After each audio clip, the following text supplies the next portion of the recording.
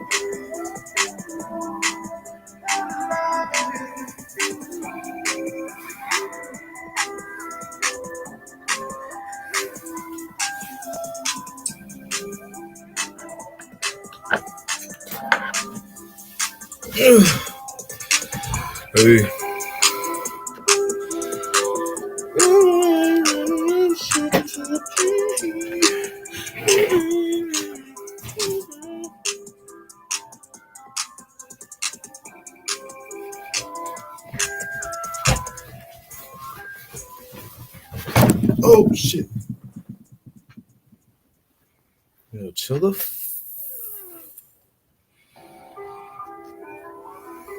Let's go.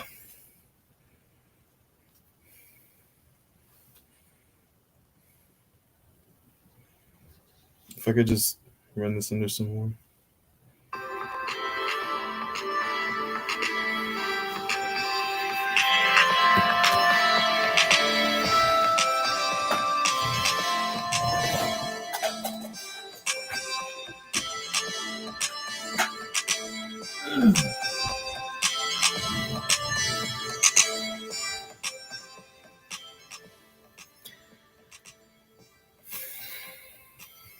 I just needed that breath. And welcome. One. It says there's one. Where are you from, one? Oh, X. It could be me. I don't know. But if you're real, love you. Welcome, one, many, and all. Those head out things. I'm your host, this guy, and it's lotion time. Good lord, clip that. And put on lotion hose and hosettes. So let's go ahead and do that, yeah. Yeah, a couple things to talk about today. Bunch of shit. We got inspo for the show. Besides the fact that, you know what, I'm dedicated to you, baby. So I'm gonna get it to you 5 times a week, routinely. On some consistent basis. We gotta do something here, chat. So, cheers to day 1 of consistency. Cool. Yeah, bunch of shit, bunch of NBA trades. Oh, we can talk about this while I play this song. How about this? Well, yeah, let me not. Yeah, so before we get into all that NBA shit, because it's the fucking off season, we're gonna talk about some other shit. Because we can, and we will, and we must, lads and laddies. Bruh, if I get God damn. I can let imagination count you. Yahoo, baby. Yahoo. Bruh. If I could just. Okay, that should be enough. All right, yeah, cool. And while I may be downwind, I'm also a paranoia. So let's go ahead and check our levels here. Let's add to the viewer count by accident. Oh, I gotta change this cover photo, bro. So let's go ahead and check. Yeah, I gotta change this cover photo, bro. I no more blue eyes white dragon in there. Oh my god, I saw that. Shout out to Wavy's World at Wavy's World on Fable. Ran into one of his videos for like the first time in like what felt like eons, no lie. Um, yeah, here we go. Just look at the ads.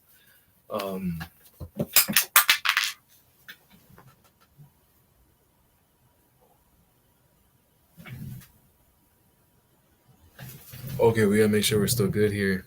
What the fuck was that? Piece of shit magnet. Yeah, let's just make sure we got. Oh yeah. Okay, we gotta make sure we're still. Okay. Calm down. All right, successfully added to the viewer count. We got a second viewer. That must be me for sure. So that means the other one is a real person. And for that, we thank you. Brother. All right, well, you're gonna have to listen to that song again, because I got lotion, but it's all over the floor, though. Yeah, enjoy that. Tap in. Let me know how you feel about it. This auto tune is despicable at the beginning.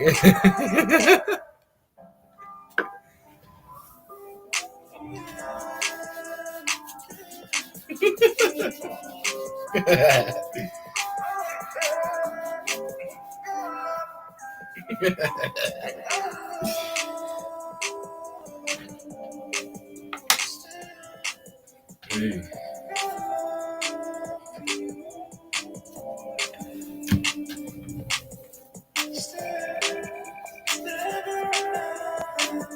Oh.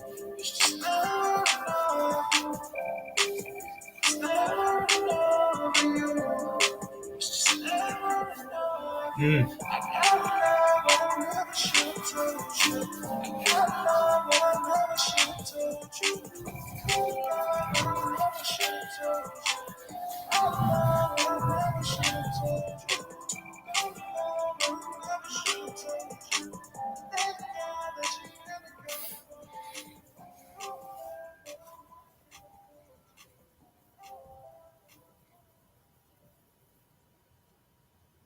Yeah, that was a nice little fade.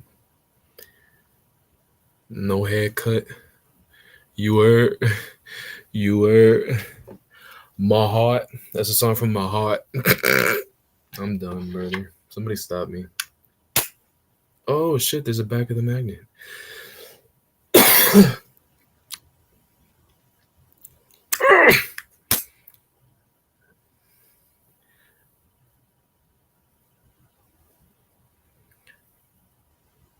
Bruh, bruh, bruh, bruh. I need a love as strong as this fucking magnet. No cap. Shit, actually, y'all saw the mic foul. That don't mean nothing, I guess. Bruh, I can never remember. It's this way.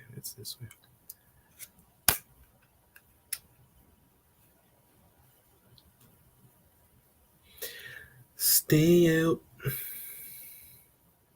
All right, bet. Here we are. Oh, nice. We're at 4. Let's go. Hello, 4 people. Let me point your attention to Jason Pierre-Paul. Tweet, however, a company that you need to fuck with. And you know what? Let's manifest this whole even further. McDonald's. Just chill the fuck out. Damn, that was loud. Just chill the fuck out. Yeah. Get a McCrispy. They 2 for 1 on DoorDash, my boy. On DoorDash and McDonald's, they 2 for 1, my boy. Lock in. Order you one while you add to this viewer count by telling 4,000 to 6,000 of your closest friends. And sit back and enjoy while we talk about some shit. All right, so what I really wanted to talk about before this NBA shit is I was listening to a I need a carb drink. Hose and or hosettes. Damn, this story. This story must take precedent.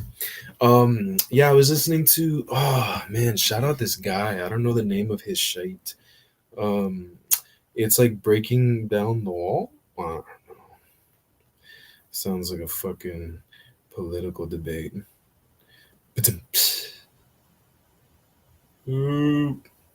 Um, Daniel Wall. Shout out to Daniel Wall, man. If you, icky on a bit. Yeah, if you know, you know as fuck. Like, Daniel Wall is um, yeah, he real as fuck. And he interviews the shit out of people, like interviews the absolute shit out of people. And I was watching this one with John Bellion and John Bellion, and like I didn't even know that this guy wrote songs, bro. I'm not even gonna fucking lie. I learned from him. I learned of him as an actual soloist. I didn't fucking, your boy was a jit during that time, cause your boy Unk slash Big Bro is fuck. So, um, yeah, it feels like a century ago, but yeah, that's when he dropped during like that all time low era. Um, when that man when I'm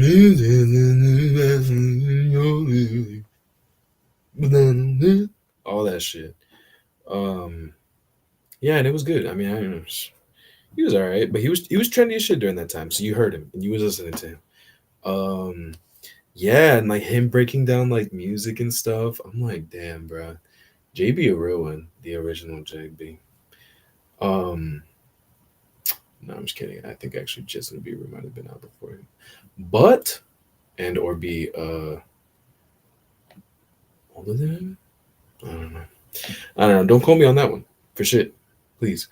Uh, but yeah, shout out to John Bellion, man. He talking that good talk, talking that songwriter talk, talking that damn, talking that damn creator struggle talk.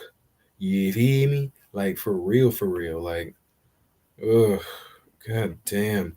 Yeah, between shit like that and like Um, I need to find out where I heard this from, man. Cause I'm out here talking all these gems, but I ain't even getting nobody no credit though. Um, I had seen something once where it's like if you're like a creative person, yeah, and you make shit. Every time you make something, like fuck. Let's say you make songs, bro. Let's say let's say you cook. Let's say you a baker. Because it's like shit, baking is like chemistry and cooking. Cooking is just cooking, but like yeah, being a fucking baker or something like that. Let's say like you're like out here you making damn Sally's treats on some bullshit. I don't fucking know. And you're like on your Etsy page and you cranking them hoes out of your own little oven. Like, every time you as a creator, every time you make something, it's like that's like you making a kid, bro. And it's like you don't want to disown that shit. You don't want to, that's a child. You just made life on some on some comparing childbirth to making a song is insane. But basically, um shout out to moms, bro. Love you, moms. Um yo, I saw my mom today and I fucking drove away on some like damn, I love my mom. My mom is the shit, bros. And BROSKETTAS. Um Tell your mom you love her on some shit. Um Damn, this is going off the rails quick. uh Anyway, being a creative person, when you make shit, it's like it fucking matters, bro. It doesn't matter how hard you is, it don't matter how much gold you got in your mouth. Every time you make a song, it's like ow, fuck, that hurt, ow.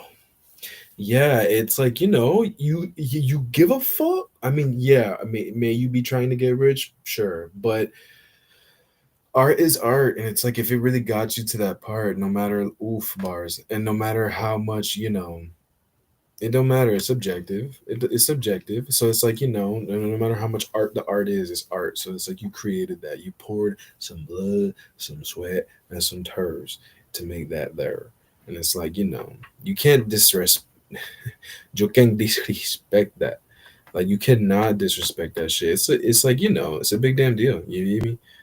Especially if you make something like music, or like if you draw, or you conceptualize shit, or you build shit. If you build shit, you don't like to see you build something and then it just go in the trash, on some shit. Unless that's like part of it. I mean, there's levels to this, but yeah, just yeah, that, just very much that. Shout out to John Bellion, man. I'm not even done with that pod yet, but it's like, yo, this boy job is on jams. And I'm like, damn, because it's true, man. That's what separates the ones who create from the ones who don't. It's like if I, chat, chat, that could be fucking. This could be Tesla, my boy, and this could be. I don't fucking know. This could be Tesla, PepsiCo, Coca Cola, fucking. I don't know, the Monopoly brand. You fucking planters. I don't. You fucking name it. This could be goddamn Toys R Us, bro. This could be motherfucking. I don't fucking know. That's a shit ass example. Sorry, businesses. This could be another highly respectable thing that we're advertising, and it's like there could be a whole lot of them numbers in the bank account, more than what there is right now, which is like a couple approaching the single digits soon. Your boy can have a million, and your boy can have your billion. He can have a billion, a billion. And what would I want to do, bro?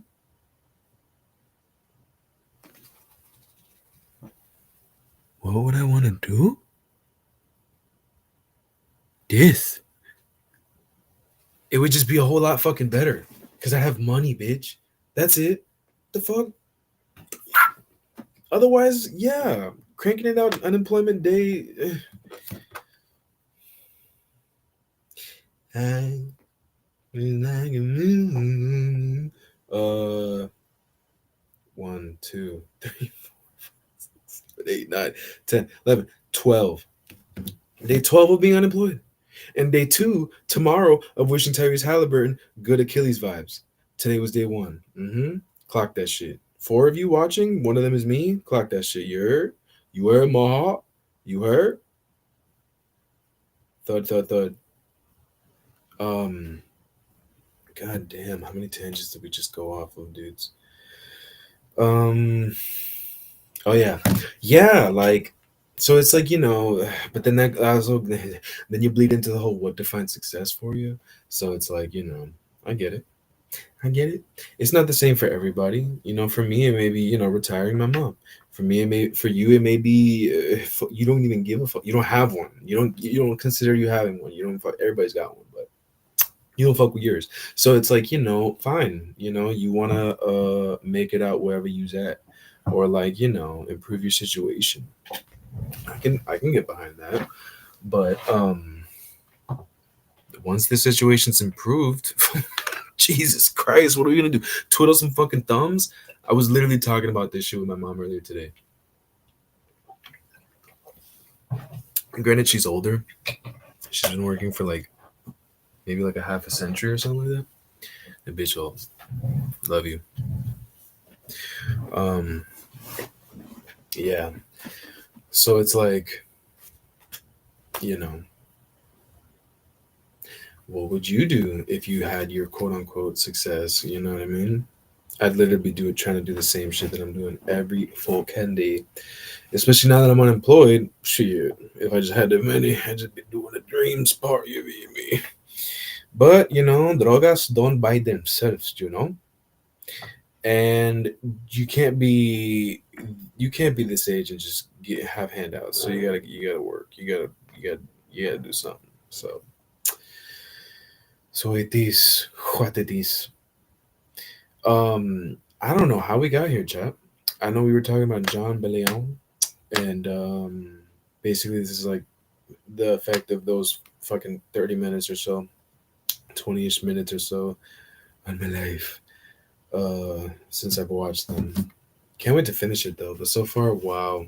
That man, such an eloquent man, and he yadded up.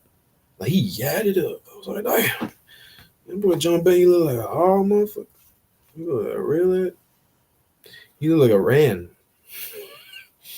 John Belly on a ran, bro. No cap. No cap. Good lord. Yeah, shout out to John Bellion, man. Crazy shit, crazy shit. Watch that pod. It came out like a day ago. Fucking A. So relevant. Um, yeah, Chad. That shit was just crazy as fuck. Oh my god, I just realized we don't even have all the shit. How do we have more viewers than last time? And like I don't even have all this shit up yet. Y'all tripping, bro. Nobody said nothing. Y'all warm up. Oh yeah. I forgot on the editor. Fuck, man. Y'all crazy. Y'all let me yap all this yippee yap about fucking John Bellion, and we ain't even got the ticker? Man, it'd be nice to sponsor that ticker, right? But this is from Restream, so I mean, you can't. The Restream ticker. Hey, Restream, you want to cut the check? I'll promote you. I'll promote you. Shit, Restream saving my life. Yeah, let's add that to the ticker. Let's add that to the ticker. I need some ticker music. I said 1, 2, 3, 4.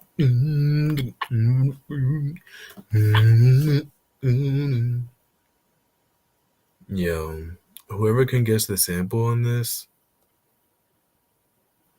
you're gonna win a lot of shit. You're gonna win more than a cookie because I don't think I remember what the sample is.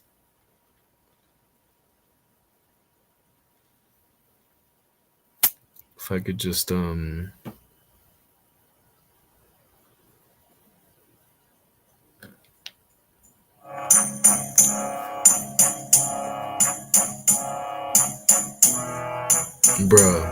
if you know what the fuck that is,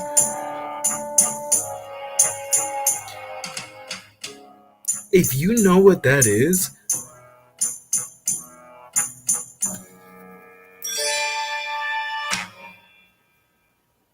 if you know what any of this is, you're right here, bro. You right here, bro. Here, all right, near like the aorta or whatever the fuck. All right, I'm gonna have to just. It's at the top. 3, 4, 3, 4. Huh?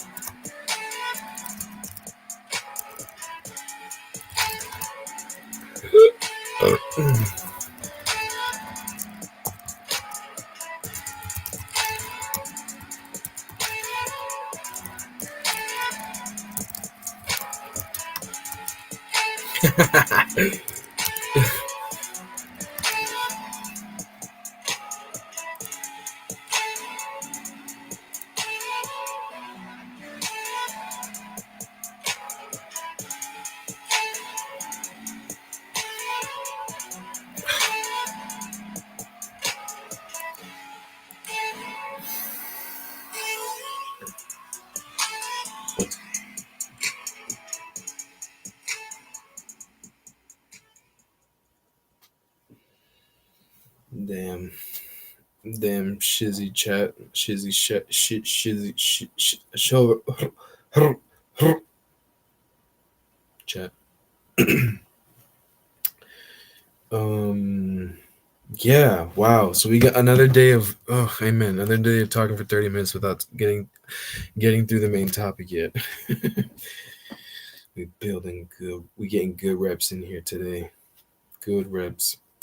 Yeah. So all right. Let's get into this stat corner shit here because, bruh, here I am talking to my mom about she's fucking renovating her house from fucking damage from like hurricane, whatever the fuck, and like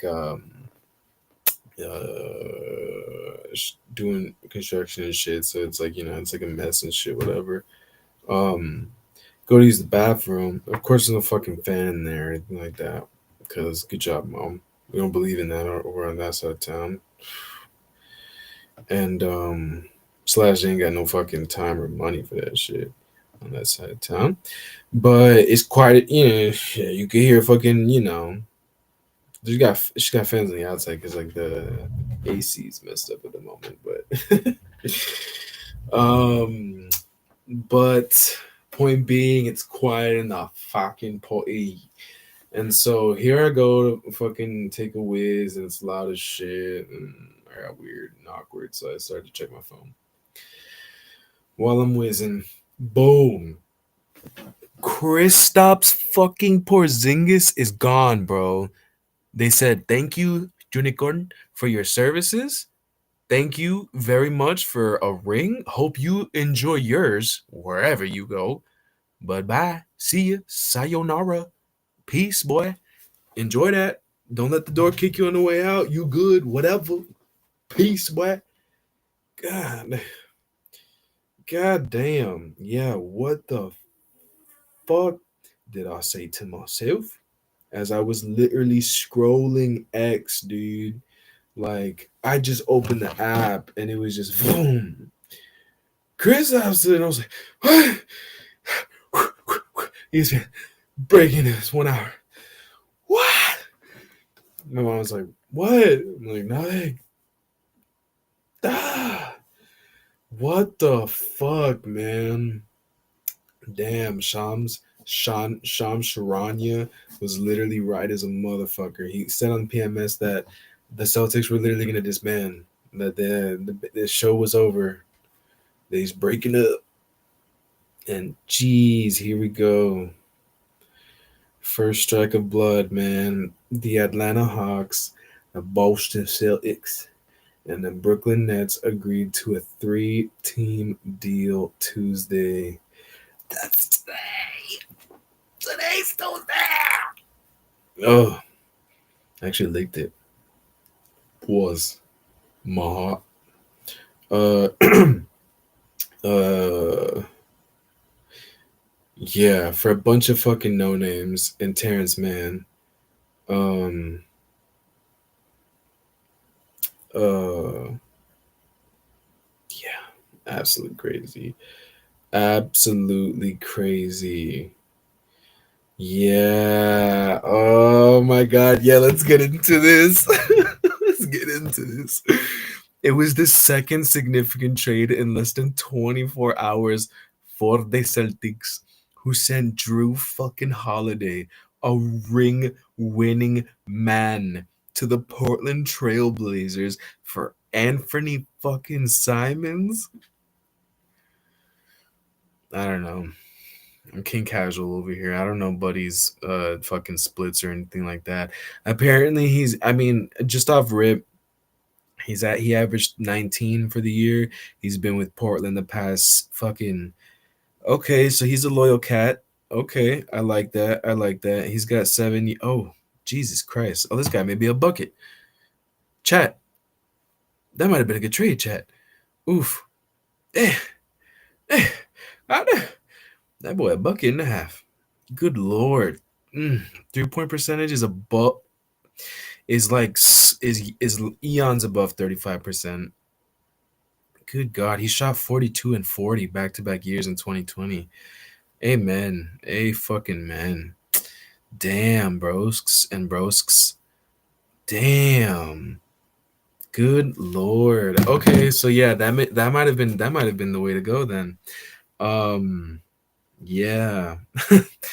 Yeah. Who sent Drew Holiday to the Portland Trail Blazers for Anthony Simons in 2 second-round picks late Monday evening. Across those two deals, according to ESPN's Bobby Marks, the Celtics saved 180 million in luxury taxes on what was originally projected to be a combined payroll and tax bill of over 500 million next season. God damn. It was basically they would have it's like that's like a max contract and a half, all in just taxes and payroll tax. That is tough, and luxury shit. Yeah, that's tough. So if they really save that, then that's good. Um, and also part of the deal, Boston will receive Cleveland's 2031 second-round pick, which the Hawks previously had the rights to, and Atlanta will take Boston's least favorable 2026 second-round choice, sources told ESPN. Boston is now below the second luxury tax apron and could have a path to getting out of the luxury tax entirely this season. Huh? Cost-cutting measures were expected to be in play this summer for the Celtics in the wake of Hyson Tatum's Achilles tear in the second round of the playoffs against who? The Knickerbockers. With the new ownership group likely to have its purchase of the team go through sometime in the next few months. Okay, so they're dealing with that purchase at the same time. Doof. That shit got approved though. I saw it got approved. Like, oh no, the T Wolves one, the T Wolf sale got like super duper approved. Cool. Damn, man. Porzingis, meanwhile, is coming off 2 strong seasons in Boston. Fuck, man. Including shooting a career best 41% from three. I don't give a fuck because I'm not a Boston fan, bitch. But this would be you if you was a Boston fan. Damn. Ain't that some shit? That's tough, man. While averaging over 19 points per game. Assuming he's over the illness that caused him to oh, that's right. Yeah, the last time we heard of Porzingis, he had some like ancillary ass. I don't know if that's the right way of using that 4-letter word, but he had like some fucking wild illness that was like, yo, you good, uni? We need your uni, corn. Yeah, like he was like we're not talking like the flu or like COVID type shit, but like some like weird virusy situation. Um, yeah, so like that was interesting, but he was projected to get better and whatnot. Assuming he's over the illness that caused him to show in and out of the lineup over the final few months of the regular season and Boston's playoff run this past spring, he should slot in nicely in Atlanta's front court alongside Jalen Johnson. Jalen Johnson. Good lord. Onyeka? Oof, Onyeka. That what a name. If that's how you say that, Onyeka. Onyeka. Okongwu. Onyeka. Okongwu. Lord. Whatever, but boy, a bucket. And last year's number 1 overall pick, Zachary Risate. Fucking hey, what are these names? Zach. If that's just Zachary, what a way to spell Zachary. Good job. Good job, mom and dad, or whoever. Researcher, researcher, researcher. Fuck, that's cool. Damn, and that boy 20-year-old, so he a youngin. Um, oh yeah, then they got that one guy, Trey Young. Trey Young. Fuck Trey. Shout out to Side Talk, man. Boom. Um, the Hawks also could potentially have massive salary cap space next summer by moving on from Man's $15.5 million salary for each of the next 3 years. Of course, this is on a $30 million expiring. Okay, and could potentially have a long-term future with the Hawks. That's true. While All-Star guard Trey Young has a player option, and guard Dyson Daniels, that's that man. Hey, yo, Dyson Daniels, uh, last season's most improved player. Wow, you can win most improved at 22. What a fucking boost of confidence that would be. Mm. um, for Brooklyn, the price of taking on the final 3 years of Man's contract from Atlanta was getting the number 22 pick in the draft from the Hawks, which originally was the Lakers selection. Okay, and came to the Hawks as part of last summer's Dejounte Murray deal. Brooklyn now has 5 selections in Wednesday's first round. Damn. Damn. God damn. Fuck, man. Brooklyn is fucking starting over. My name.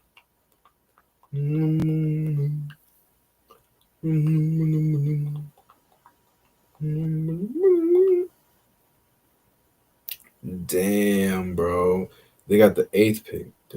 They got the they got the eighth pick, the 19th pick, the 22nd pick, the 26th pick, and the 27th.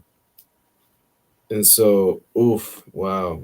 Are they the same as the NFL? They got 30 per round? Or 30 whatever? Yeah, 30. It also still has plenty of salary cap space left over this summer, and because the Nets are using cap space to make the deal, it cannot be official until the new league year begins on July 6th. Damn. Wow. So the Nets are really fucking, they really trizzy trying over here. Interesting too, because I mean the shit they hosting the draft basically. Shout out to you, New York. Shout out to the Barclays. Shout out to my heart. Shout out to my heart. Um, damn, dimity damn, dimmadome damn. Yeah, that's some shit. That is some shit, man. Wow. So the Celtics lost Uni. They lost their fucking KCP basically. What's his name? Drew Holiday. Um damn, man. Damn. But they do have Anthony Simons, which is interesting. Interesting. Who's the other big man on the Celtics chat? I want to say it's a William/Williams. Not Robert Williams. Is it? No, I'm tripping. Yeah, I'm chip. Um, yeah, let me see. Let me stop playing around here.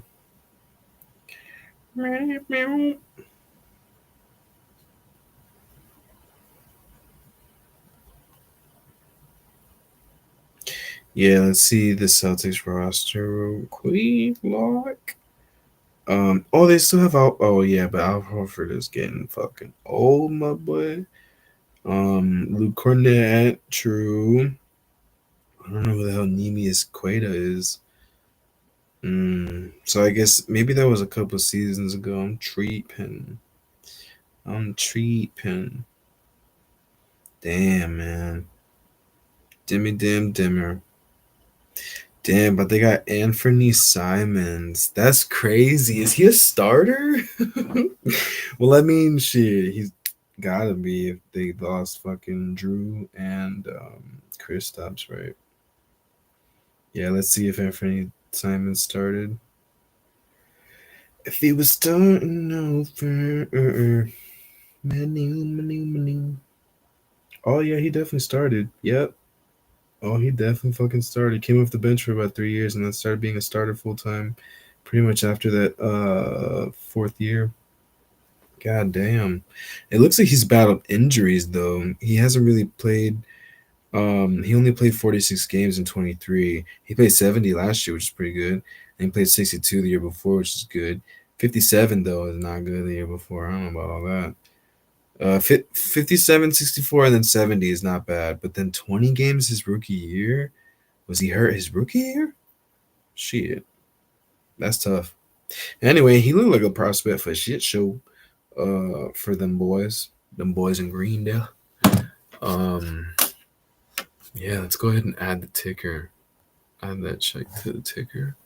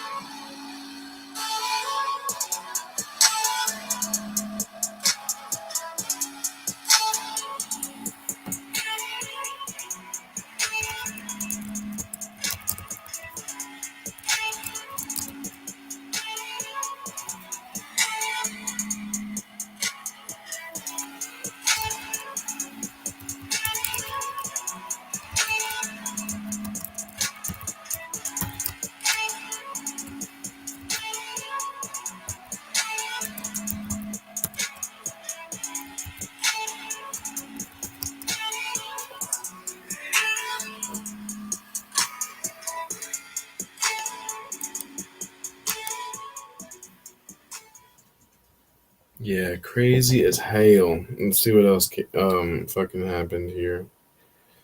Um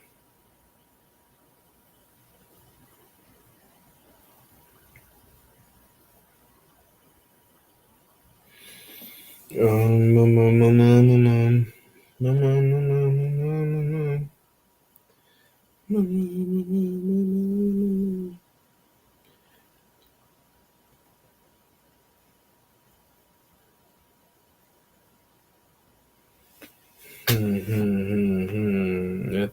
Let's see. We got I don't know, they out here grading the fucking grades for the trade. Basically everybody lost. Just kidding. Basically, this is a good trade for Atlanta. Um, in the short term, Porzingis is a good fit for a young Hawks front court that is longer on athleticism than shooting. Facts. Jalen Johnson averaged career highs across the board in 36 games last season, but shot just 31% from three-point range at power forward. Double O did show 3-point range after replacing Clint Capels at center, more than doubling his previous career high, yet that was still just 48 makes from long distance.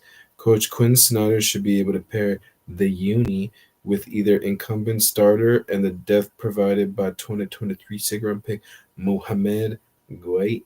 Who the hell is that? 2 seasons. I don't know, but he ain't even doing shit. Let me see. Why are you so excited about him? This guy look like Jonathan Isaac, basically. Um, Incumbent starter who adequately filled in for Johnson to start over this past season's 5 2 months will keep Atlanta from overextending Porzingis. Hmm. Yeah, interesting. Very, very interesting. I don't know enough about the NBA to really go in on this shit, but that's crazy. That's crazy. But they gave an A to the Nets. They said, as the only NBA team with appreciable cap space, the Nets were able to command a premium price to take on Mann's contract. They now hold 5 first-round picks for Wednesday's draft, as well as the number 36 pick of the second round, which could enable Brooklyn to aggressively pursue trading up. In fact, the Nets are in a unprecedented position. No team in NBA history has made 5 first-round picks. Wow, holy shit. No team in NBA history has ever made 5 first-round picks, and the Nets are about to be the first ones to do that shit here on Wednesday. Damn, that's crazy as hell. It says just 3 teams have come out of the draft with 4. Okay, so teams have done 4 first rounders since I started tracking. I started in 8/19 fan tracking picks that were immediately wow, interesting.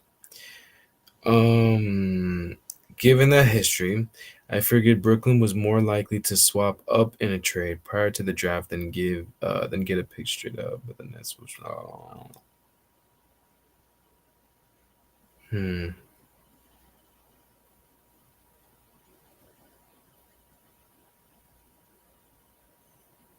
Hmm.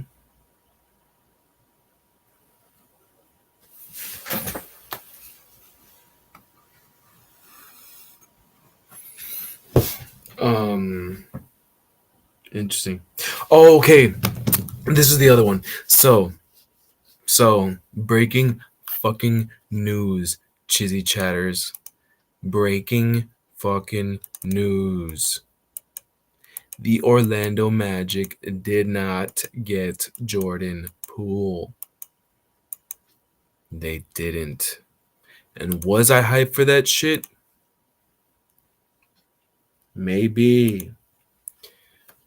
But am I also kind of happy? Not happy, but like, could I give a fuck that that it didn't go down? You bet your sweet ass.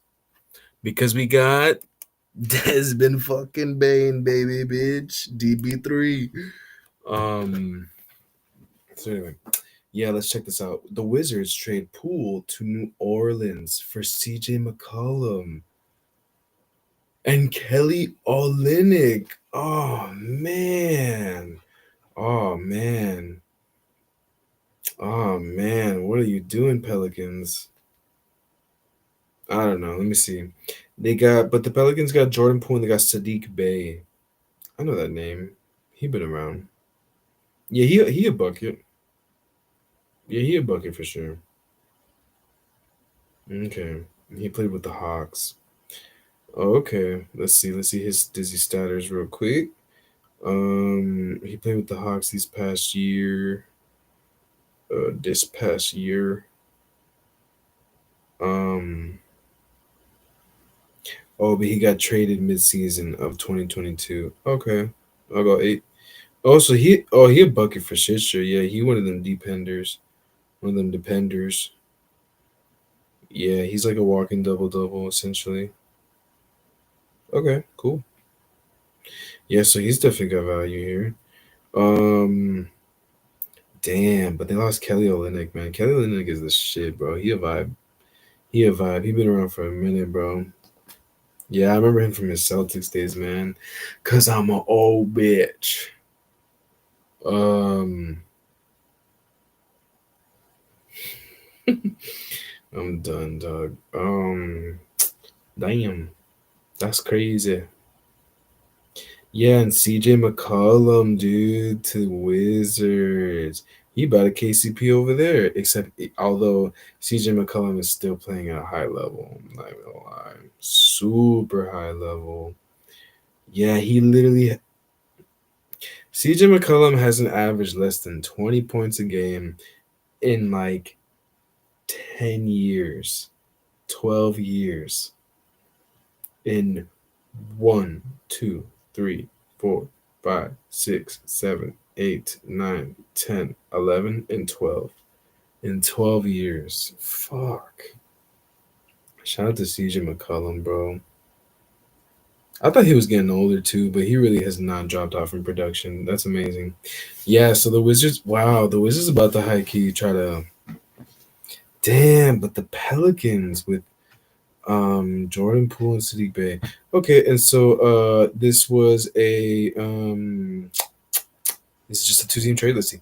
Essentially, this four-player deal involving a pair of draft picks boils down to a challenge trade of contracts. Would you rather have 1 year of McCollum at 30 million or 2 years of Poole making 31 million and 34 million plus incentives he's unlikely to reach? Damn, tough. The last season of McCollum's extension, signed by New Orleans under former lead executive David Griffin in the wake of acquiring McCollum at the 2022 trade deadline and traversing the plane to give the top seeded Phoenix Suns a tough series, was a big factor in Pelicans needing to move Brandon Ingram at the deadline for financial reasons. Hmm.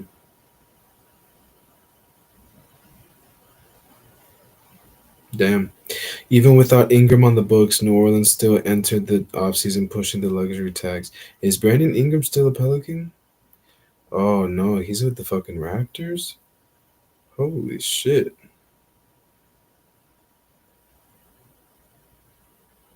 Yo, when did that happen?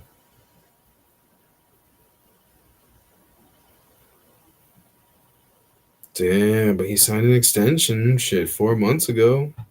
Wow, amen to fucking BI, yo. God damn.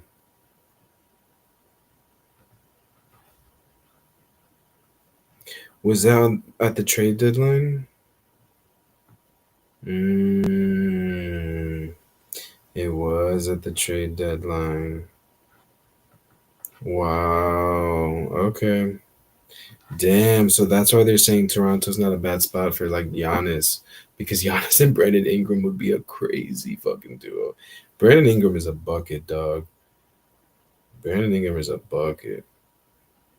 Damn. Amen to that. Amen to that. Okay, cool. Let's see. What else we got? Yeah, because I wasn't done with that. Let me see that there. Let me see that there article. Okay, okay, okay, okay. Uh, uh, uh, uh, uh, uh, uh, uh, uh, uh, uh. Although Poole makes slightly more than McCollum, the Pelicans did save about 6 million total based on the undercard flip of Olenek for Bay, opening them up to use the majority of their non-taxpayer mid-level exception without exceeding the luxury tax. And then this guy said, "I like Bay as a pickup for New Orleans. He missed all of last season recovering from an ACL tear." Okay, damn. The big reason Washington was able to sign him to a 3-year contract worth a little more than 6 million annually, not much more than taxpayer as a com. Oh, I see, I see. Hmm.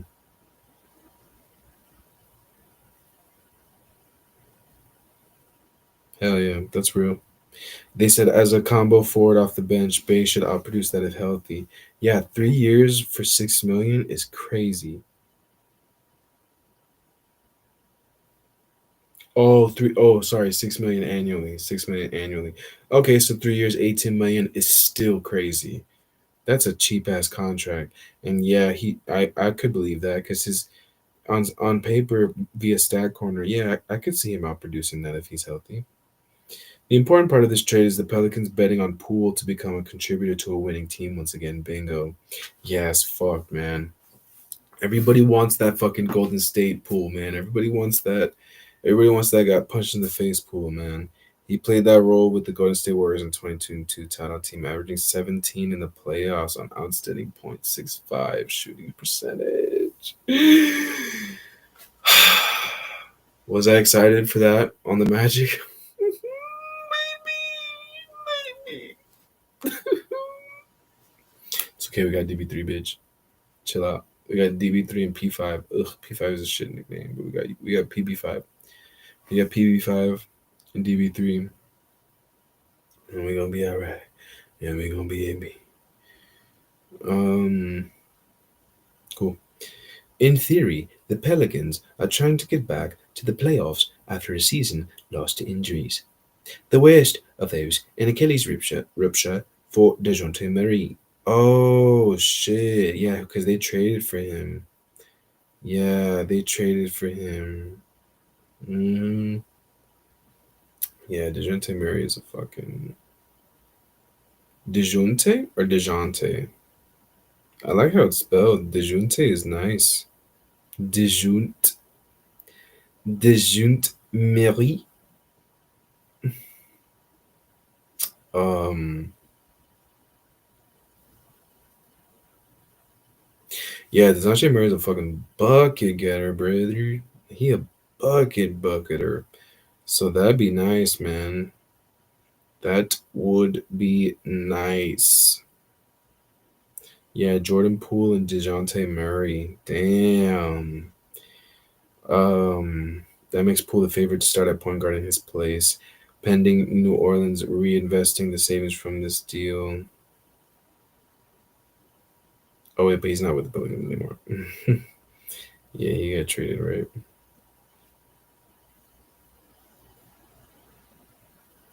Wait, what? So he is a Pelican? Okay, because he was with the Hawks. Yeah. Okay, that's what it was. Chill out. While the Pelicans have moved on from McCollum next season when his contract expires, they now have an extra year of Poole's deal to handle. Assuming the team retains Zion Williamson, whose salary is non-guaranteed, New Orleans could be pushing the tax again in 26-27. Wow. On paper, trading a 26-year-old guard for one who will turn 34 by the start of training camp is an odd move for a rebuilding team. Washington now has a perimeter trio of McCollum, Chris Middleton, who's also about to be 34, and Marcus Smart. Damn. Oh my God, which looks like a strong NBA 2K fantasy draft in 2021. Yeah, no cap. Who wrote this? This is good. Who wrote this shit? I hope it doesn't fucking say AP, dog. I'm gonna slap somebody. Oh, hell yeah. Shout out to Kevin Pelton, dogs. Shout out to Kevin Pelton, bro. Nah, I'm about to follow this, man. That was good. Let's see. Um,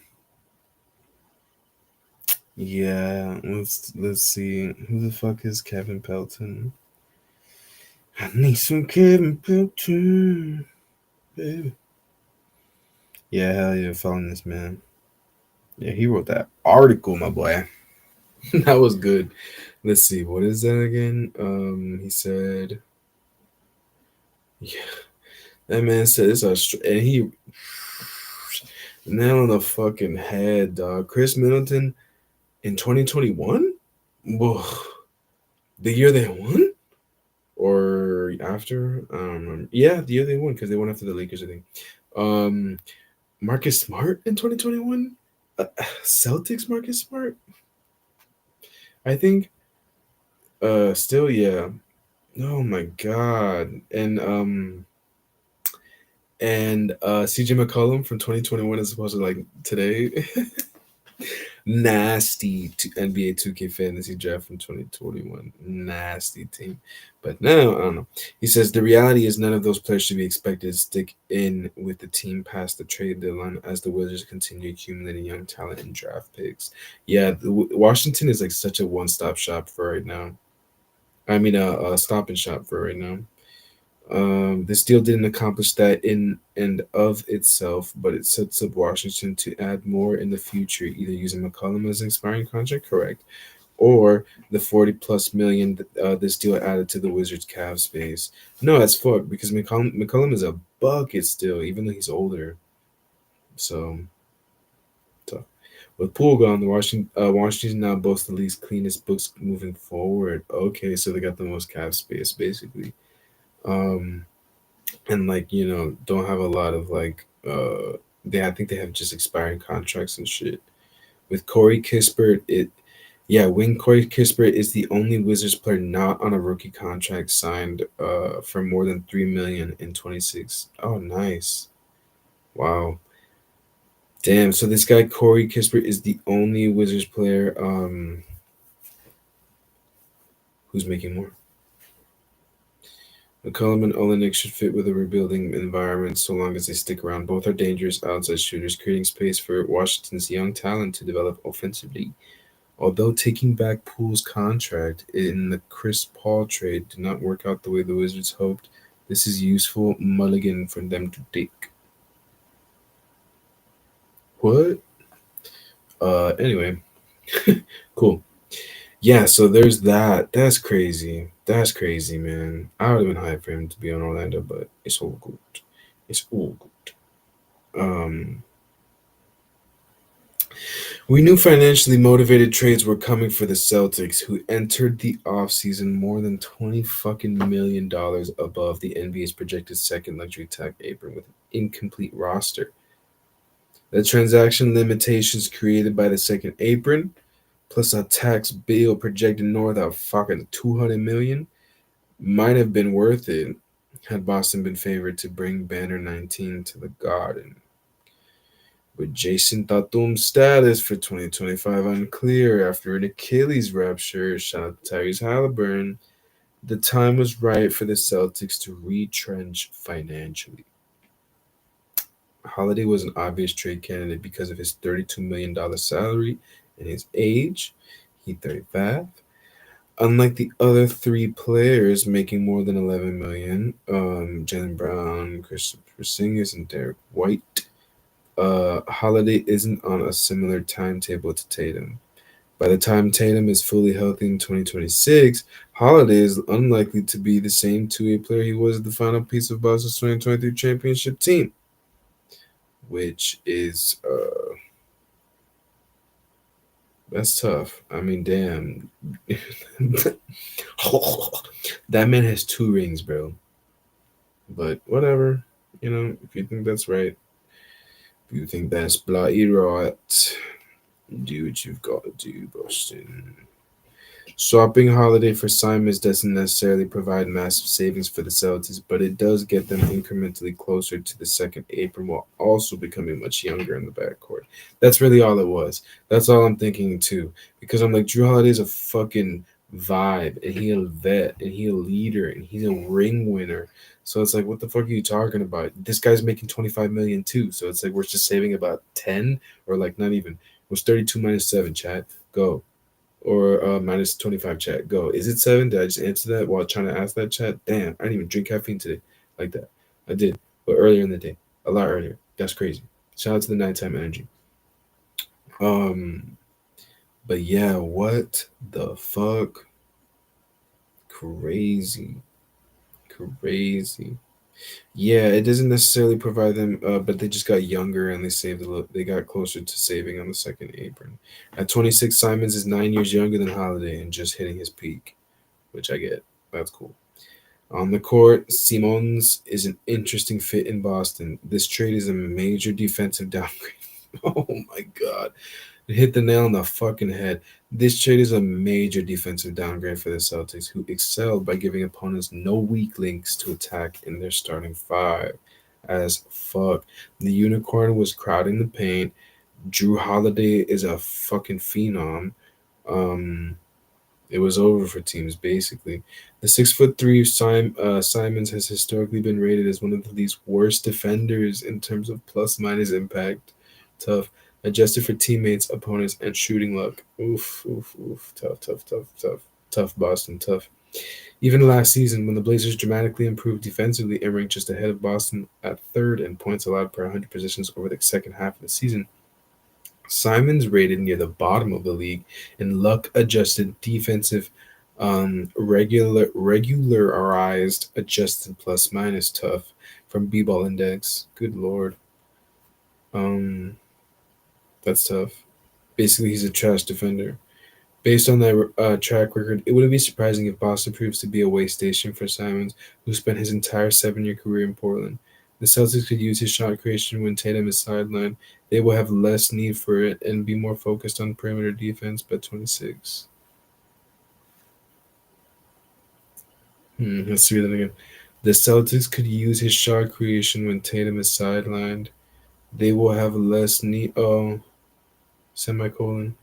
They will have less need for it and will be more focused on perimeter defense by 20. Yeah, it's true. This is kind of like a damn, this guy's got a good point.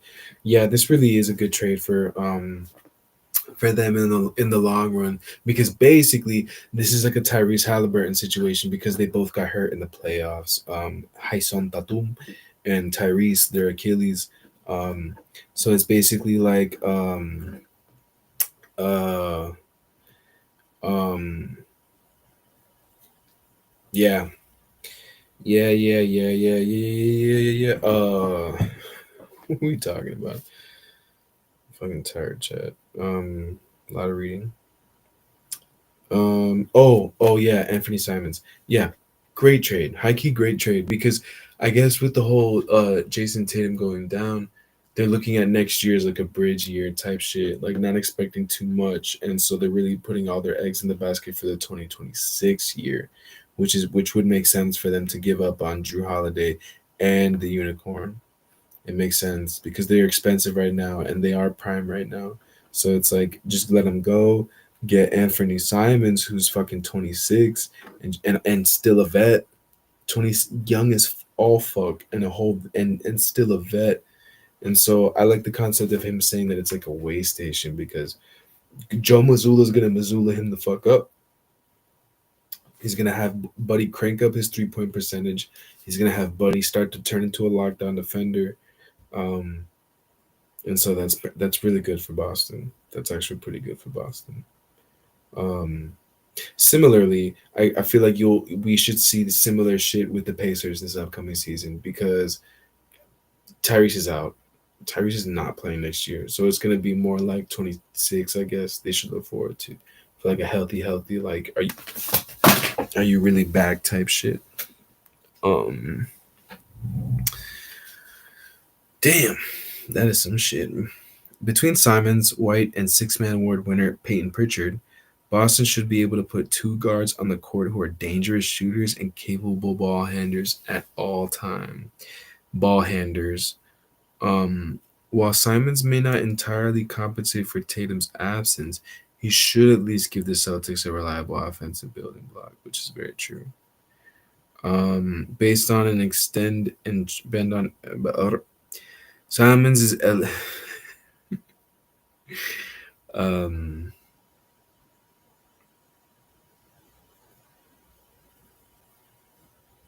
hmm.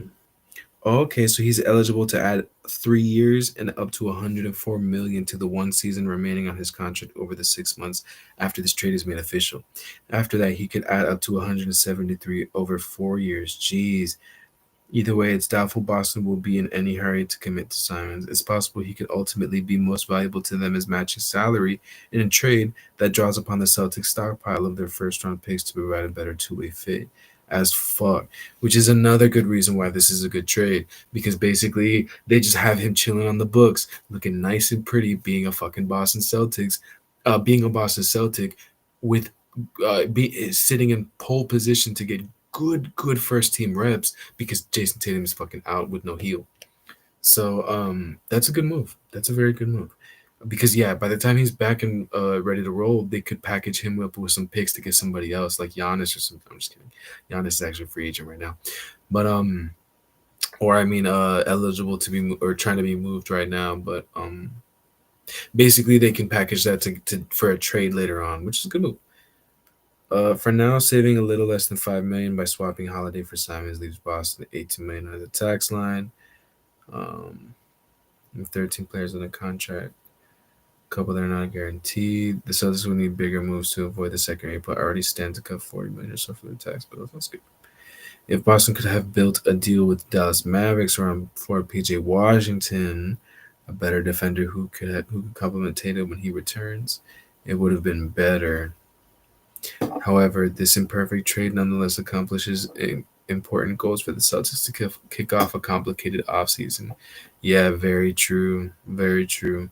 People love PJ Washington in these trade talks. He must be a really good player. Or, I mean, like a reliable dude. Yeah, he definitely a bucket. That's for shit show. He a forward. That's cool. Cool. The Trailblazers suck. No, I'm kidding. They got a C- grade on that trade. Patience is the most valuable commodity in the NBA. Despite the Blazers' second half run securing new contracts for Coach Chauncey Billups and GM Joe Cronin, which is awesome, this trade reflects urgency to get back to the playoffs after a 4-year drought. Yeah, it does. It really does. Holiday's contract, which pays him 104 over the next 3 seasons, loomed over trade negotiations because of his versatile skill set and self-awareness. Holiday is unlikely to be a harmful player throughout that contract. But it's possible by the time Holiday reaches a 37 million player option that he is no longer a starting caliber player at age 37. Damn, everybody is just tearing Drew Holiday right now. Although there are worrisome signs, Holiday's usage dipped slightly last season to a career low 60% despite Boston's starting lineup having less shot creation with Porzingis sidelined for 40 games. Shut. The hope was that Holiday might turn it up once the playoffs begin. Instead, he averaged just 9 points per game while battling a hamstring strain. Yeah, I don't think there was not a lot of people on Boston who were healthy, dog. They just wasn't getting it together.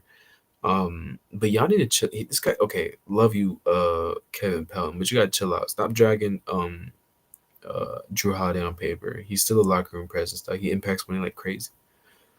It's still a good move for Celtics to get rid of him, though. I get it, but it's more. I think it's more likely that he just signs a lesser contract because, yeah, I don't think that he will be worth 37 million, but I don't know that he won't be a starting caliber player. Says who? That boy's as a defender. The fuck? Calm down, dog. Calm down. Um, it's more challenging to evaluate statistically, but Holiday didn't feel like the same difference maker at the defensive end. Injuries made Holiday ineligible to end his run for 4 consecutive all-defensive appearances and top 10 finishes. Yeah, he was hurt. He said, absent that, I still would have had White higher on my. Oh, buddy. If absent that, he would have played in more games, and so we really wouldn't know. So shut. No, I'm kidding. Well, I'm not kidding, but I did like that joke earlier, Kevin Bones. So that's why I followed you. Good joke. It seems unlikely Portland would make this move without going 23-18 over the second half to flirt with the play-in appearance before running out of time to catch the Mavericks. Yeah, their success was built in large part on poor opponent three-point shooting that the Blazers will have a difficult time repeating.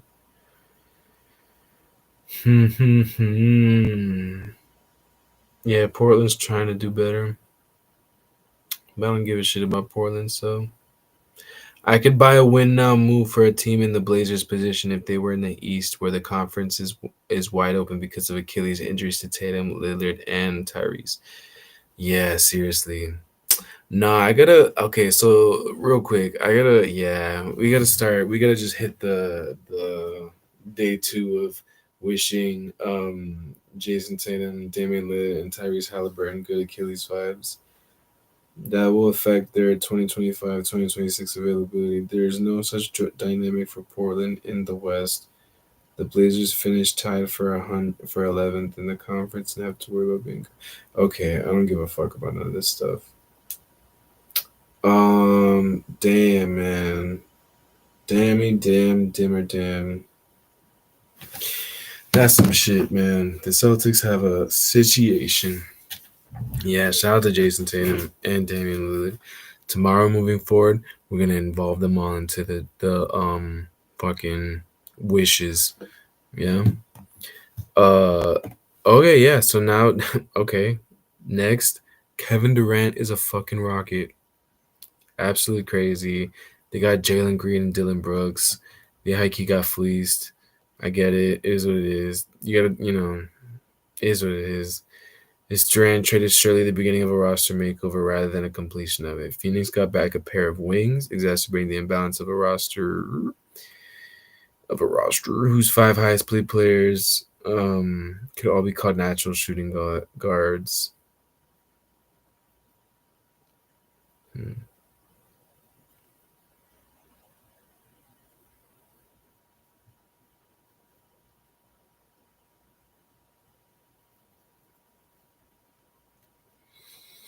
Yeah, this guy says it's more of like a realistic move for the Suns, who never stood a chance of recouping the value they gave up to get him from the Nets at the 2023 trade deadline. That's so true. So true. Durant is more than 2 years older now and a year away from free agency, meaning the Phoenix had far less control of negotiations. And even after the team's relationship with Durant frayed, when the Suns discussed trading him in February, bringing him back was not a realistic threat. Damn. Very interesting. Very interesting. Cool. So that's what we got. I don't think there's anything else. Oh, Kyrie Irving's gonna stay with Dallas, so that's good. Cooper Flag and the flagship headed to Dallas. Um, yeah, shout out to Cooper Flag, man. I had a source tell me about that whole AT&T shit with the flagship. I like that shit. That's cool. Blah Eli kid. LeBron said that getting drafted was cool. So let me see that. The NBA draft, yeah.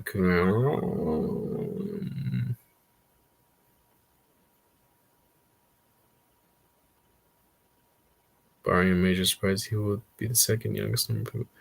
Oh, when the Dallas Mavericks take Flag, barring a major surprise, he will be the second youngest number one pick of all time, behind LeBron James. That's crazy. That is so crazy. I personally think that he wants to be great, he said. He had a hell of a year at Duke. A guy that can do so many different things out on the floor. Can play with the ball. Can play without the ball. His jump shot is going to be. His jump shot is going to continue. He's going to continue to get better. Super athletic, quick second jump, says James. James does see a difference between Flag situation and his own. He has the benefit, unlike myself, he gets to join a team that's established with Hall of Fame guys as Klay Thompson, Anthony Davis, and Kyrie Irving right off the bat. Hall of Fame coach Jason Kidd.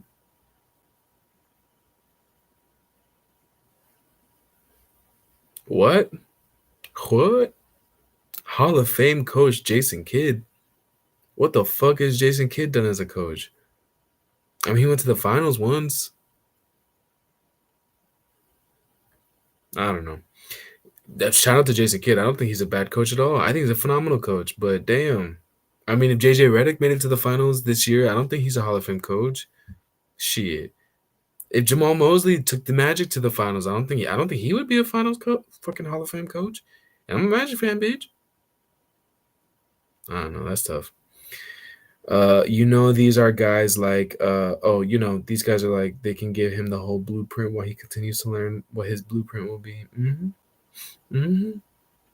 As a 19-year-old rookie, James was the leading scorer with 20 points per game on a Cavs team that finished fifth in the Central Division. The lineups also featured Carlos Boozer, Ricky Davis, and good old Zydrunas Ilgauskas. James didn't make the playoffs until his third season, and even then, the lineup didn't compare to what the Mavs will have next season if healthy. I think that will be an incredible thing to have that type of presence, that type of leadership, that type of basketball IQ and knowledge around him every single day from those pieces, James said. So I think he's going to be amazing. Yeah, that's awesome. Good for them. Bloody good for them. Um, yeah, very bloody good for them. Cool chat. Let's see. There was that there was this video I wanted to see from. Oh yeah, from Austin Rivers. Okay, yeah, because the whole like, I don't know. I can see what everybody's saying with the whole like. Well, I rest my case. Beforehand, before I like open my mind to like this type of stuff, I was thinking like that it was kind of like bull that everybody was like, man, we need to shorten the NBA season. We need to blood because these guys are getting hurt. I was like, do we need to shorten the season or do we need to start bulletproofing knees and ankles? Cause and now I think it's kind of both. Like I think it's really just both. Like honestly, both. Because nowadays I don't think these college guys get breaks, man. Like yeah, like Cooper Flag. What is Cooper Flag's break right now? Like just these 2 months, and even then, what break? What break? He's in the lab. He's trying to, you got combines and scout meetings and shit like that. Those are reps. You have to be in the gym for that. That's not, these aren't Zoom calls. These are show me what you can do calls. And so it's like, that's shapeness. That's effort. That's physical effort every time. So it's like, you know, when would he have go to Cabo and rest your knees and legs for like a couple weeks, months?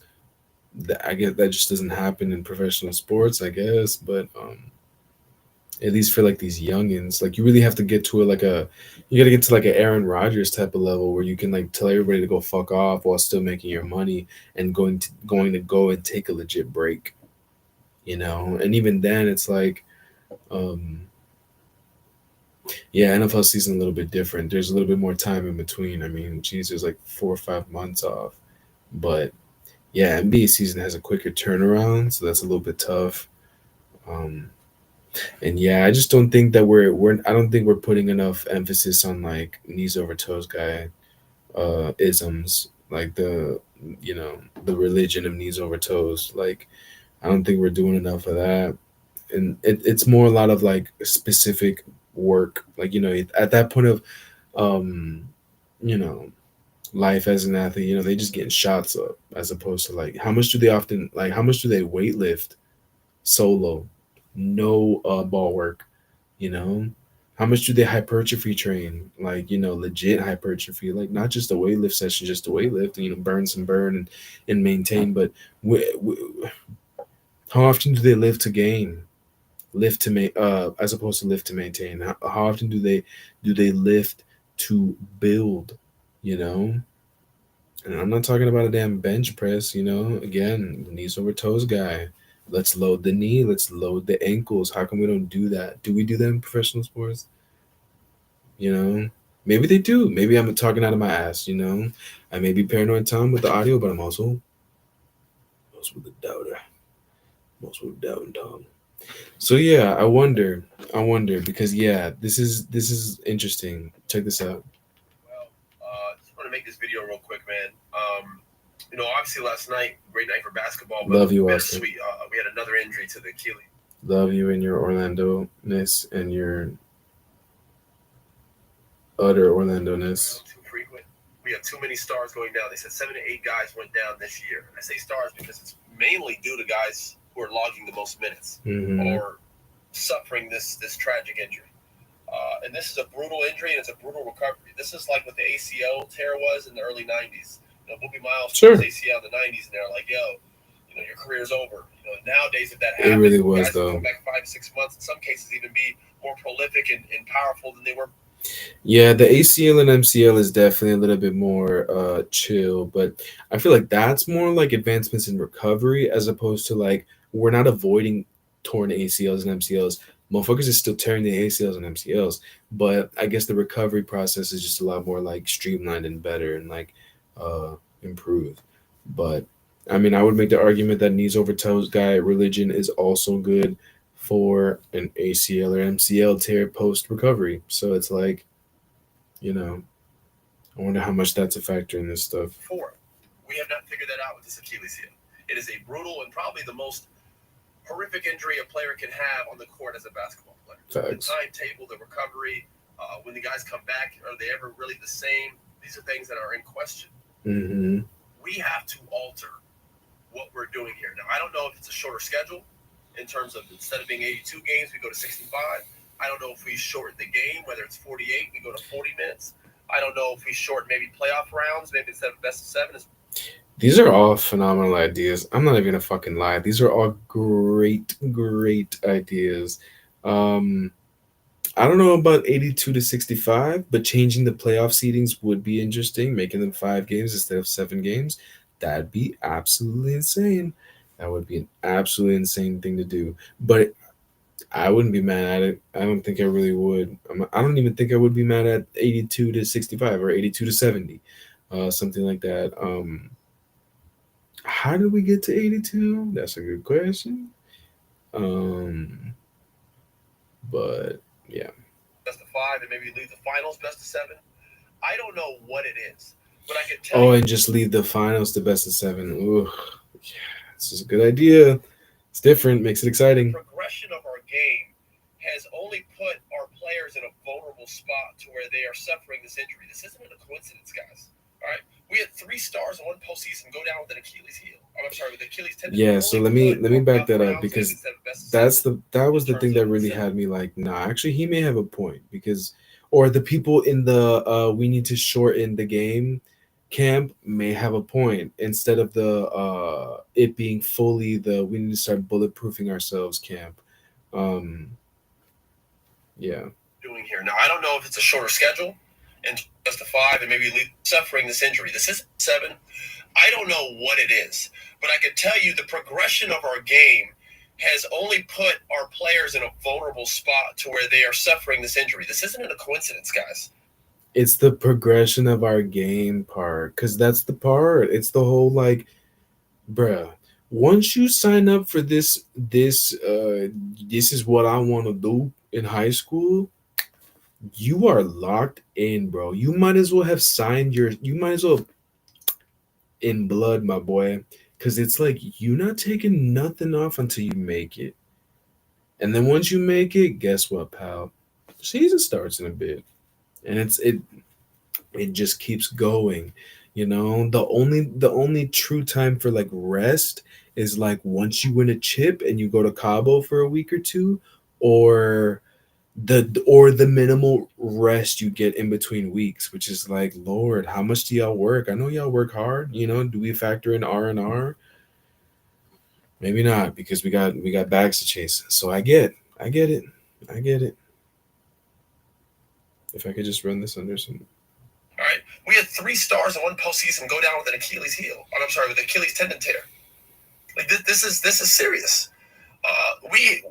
Our game is fast paced. It's in the early '90s, early 2000s, where the final score of a game was 70-70 or 80-80, and point guards were. That's another good reason why it's like, I could see them wanting to shorten stuff, just in the name of like, it's the game is naturally there's more possessions per game, there's more points, more everything. There's just more possessions, there's more at bats, whatever you want to name it. It's like there's just more happening. So it's like I can understand that in the camp of let's shorten it. Looking the ball at the floor and throwing it to their best player in the post, and he's shooting a fadeaway. We are on non-stop track meet of a game. Everyone's playing fast pace. Even the style play in terms of how guys make their moves are different. The Euro step, double crossover, in and out, pull back, stop on a dime after full speed. We're doing moves now that guys never even dared or knew how to do back then. AI and Tim Hardaway came out with those crossovers and people lost their mind. Now we got guys doing 4 or 5 crossovers in one. And that this just makes me feel like, again, like it's I feel like it's both, bro. If you maybe shorten the game, maybe you shorten the season, and also try to bulletproof our knees and ankles. Maybe you'll have more players going ham during the game, knowing that they have all this energy to give. You know, if it's a 60 game season, 65 game season, and a 40-minute game, um, maybe a dude is more in shape to give it his all during that 40-minute run as opposed to 48 minutes. Um, Cause yeah, I mean he's right. Between just the style of play, naturally, it's like even the slower teams of the league have found ways to fasten themselves up. Like the Julius Randle experiment was never supposed to work until they literally started making it work. You know, the Knicks never slowed down until Julius Randle got the ball and he would put up a bucket, and they traded his ass to Minnesota. And then Minnesota wouldn't slow down until unless it was Julius Randle going to work, and they slowed down for his ass going to work, and they made it to the fucking conference finals. So it's like it's not the end all be all here, but I just think there has to be like some sort of a balance of the two. So with the progression of the game, if all these other things have changed, eventually we're going to have to start to look at our game itself and alter things because we can't keep losing these stars. And it's going to continue to be stars because these are the guys logging most of the minutes. All right, these guys are playing 40 minutes a game. Now, PK Saban came out and had that quote. If I said his name wrong, I'm sorry, no disrespect, about how hockey is way more grueling and brutal. Subban. No, I'm kidding. I butcher names all day. I just like all right, these guys are playing. We're going to have to start to look at our game itself and alter things because we can't keep losing these stars. And it's going to continue to be stars because these are the guys logging most of the minutes. All right, these guys are playing 40 minutes a game. Now, PK Saban came out and had PK Subban. I love PK. He's the best. He like helped make me get interested in hockey, and then PMS and the boys drove it even further. Um, yeah, and he's got shout out to AR. He's right. It's like it's happening to the Stars because they're logging the most minutes. It's true. So that's why it's like and they're the Stars. They're literally making like a quarter billion, bro. Like if somebody paid you a quarter billion and told you the only way that they could continue paying you that is if you stayed in shape, oh, you may be so in shape that your ass get hurt because you're just gonna give a fuck and you're gonna make sure that you do that. So it's because somebody's paying your ass. So it's like, you know, who's really gonna get hurt? The guy who's playing 40 minutes a game, 43 minutes a game, who's getting paid a quarter billion and never taking nights off, or the guy who's getting paid 15 million a year, who's on a team that never makes the playoffs and is just happy to go to work. So it's like, that's why it's like I can understand that's why I have more empathy to the I'm listening to the camp of we should try to shorten the game because you can't slow it down, so you might as well try to just shorten it. And this is more where my fucking point of view comes into play. You should shorten it somewhat, just a tad, somehow. Maybe don't get rid of the 82 games. Maybe don't get rid of the best of seven. Maybe just make it the 10-minute quarters. Like I don't know. Ugh, I don't know. It's all a lot. And then what I could also see too is maybe don't shorten any of it and just really, really give these guys a break. Like let's just really give them a break, like straight up.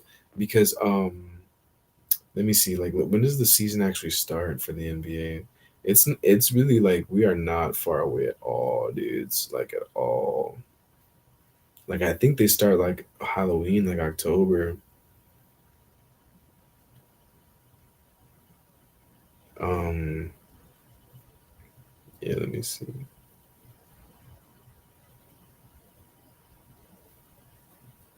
Yeah, October 21, yo. Crazy. And they just finished. Yeah, let me see. So they got one, two, three. They got 3 months. That's it. That's if you didn't make the playoffs. Let me see what that is compared to football. Let's see if you didn't make the playoffs. So you didn't make the playoffs in January. Um, you'd still have shit. Yeah, you'd still have Because I'm like, yeah, let me see the NFL season.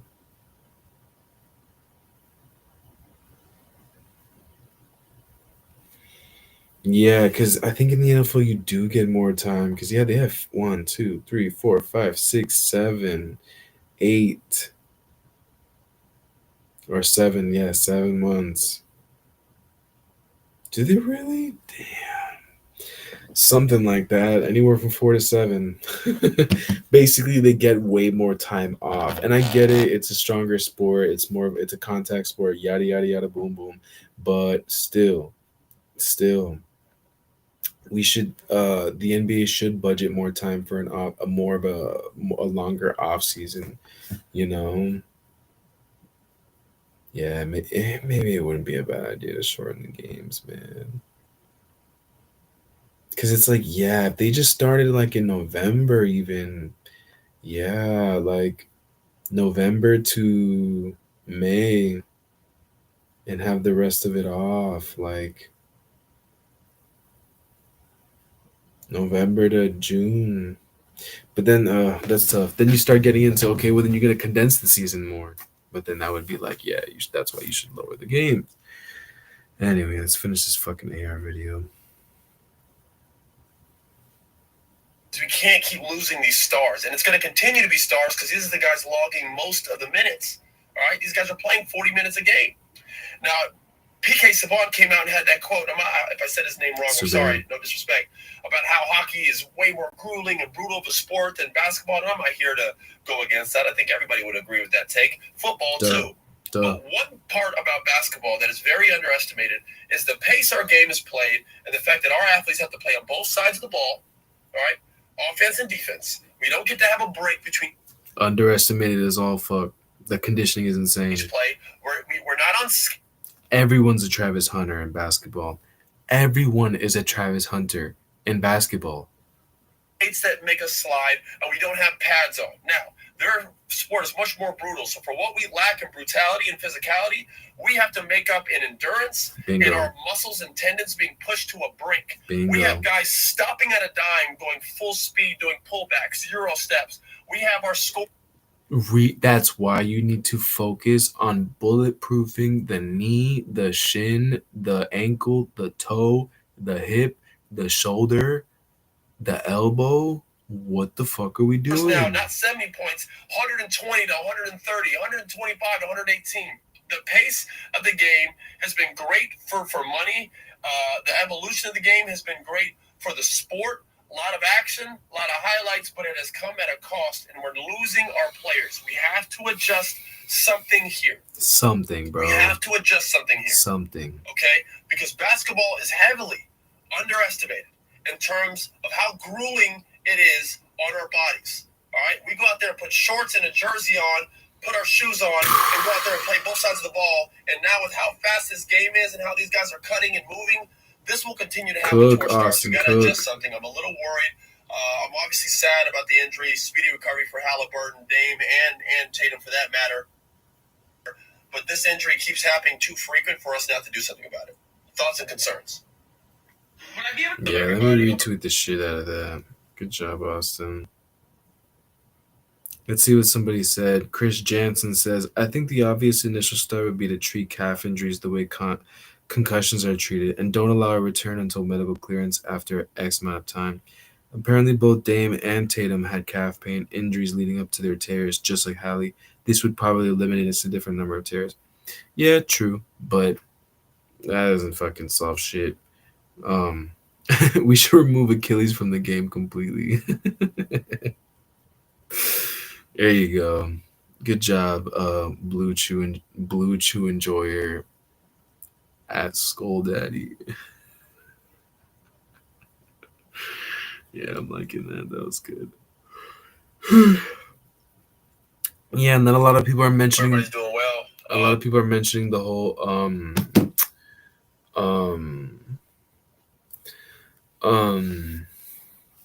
a lot of people are mentioning the whole there's no motherfuckers in basketball these days don't wear high tops anymore. That's another one. I mean, that could be part of it too, but I think the style of play maybe gives for that. Like dudes are probably more like, I have more freedom and movement, full range of motion in a low top shoe. So that's why I want to go with that, which is completely understandable. But it's like at that point, you need to bulletproof your ankle, your shin, your knee, your big toe, your hip, and your shoulders. You need to knees over toes guy religion to the ends of the earth. But that's a lot to ask for of a professional athlete who otherwise needs to put up 5,000 shots a week, or um, work on other shit, or rest, or if otherwise resting would be the best thing for them. So it's like it's tough, man. It's tough. Plus, like I feel like the wellness regimens of a lot of these athletes are like hella. What they should do and what they shouldn't do is like such a gate kept thing, as opposed to like what works for everybody. The only thing is that they just happen to be gifted gene wise with amazing bodies. Otherwise, anyone should be we're all still human, so it's like wellness protocols can pretty much still be the same amongst all of us. It's just the fact that they have freakishly amazing bodies, and when they do good wellness, they can use their freakishly amazing bodies, 1 and 1 plus equals 2, to then be a professional athlete, which is the school of doubting Tom, but that's neither here nor there for another day.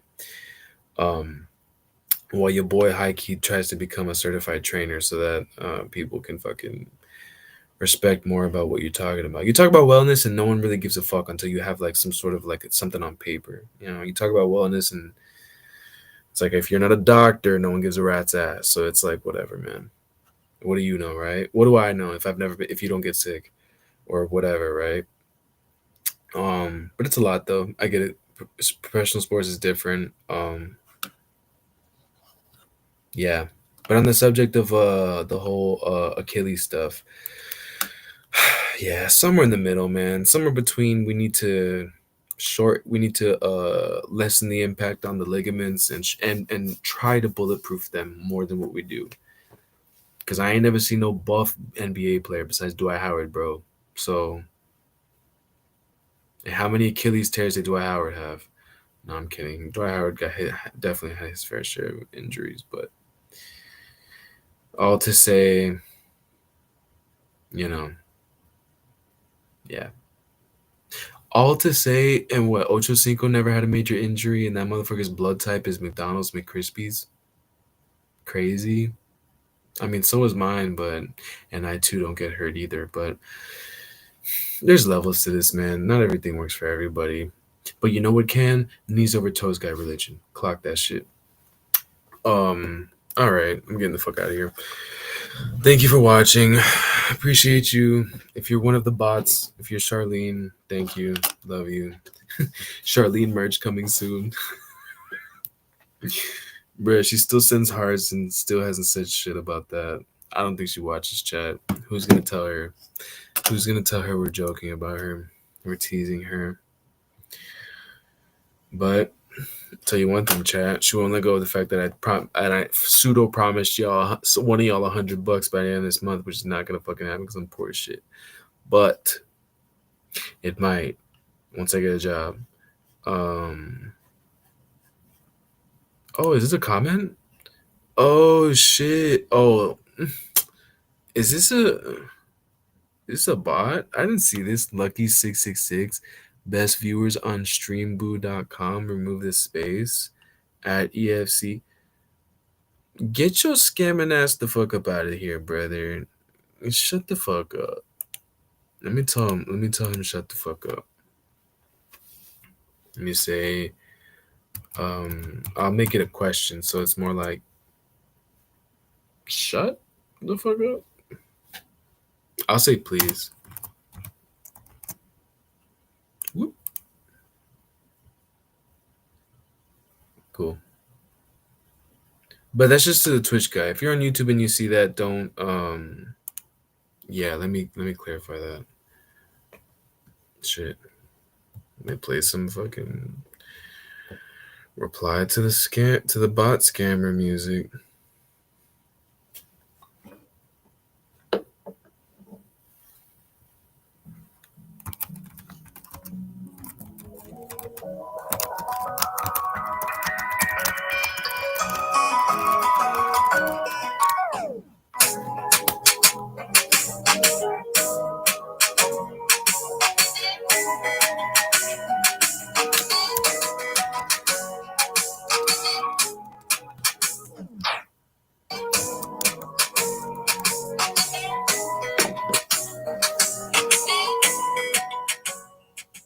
Hey. I hope that doesn't strike this video, but fuck it. Be bloody with it. Alright, chat. Cool. Appreciate you, gang. Tap in. Have a good ass day. Night. Whatever. Yeah. Yeah.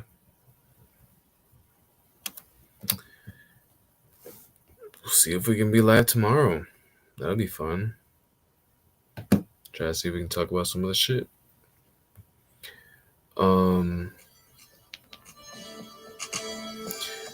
Love you. Hope you have a good ass night. Good morrow.